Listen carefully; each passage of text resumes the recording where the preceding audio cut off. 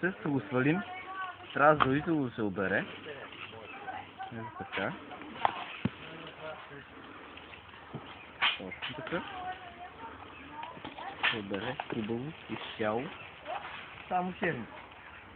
А другите? Другите остават на ракия. Къде ще спорим това? Това сега ще демонстрирам нагледно как се прави това нещо. Тук има още 4-5.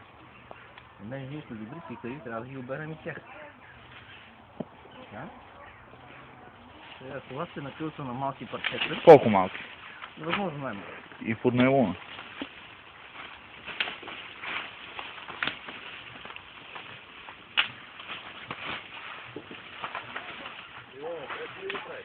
Ага.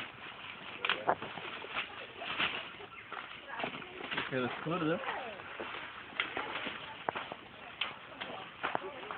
На 2 на 3. А тази голямата тояга? Тя отива за дърва за камината. На Ангас. Да? Малко от другия ред, така за Дима. Под него, ето тук. Ето под него къде стъпил.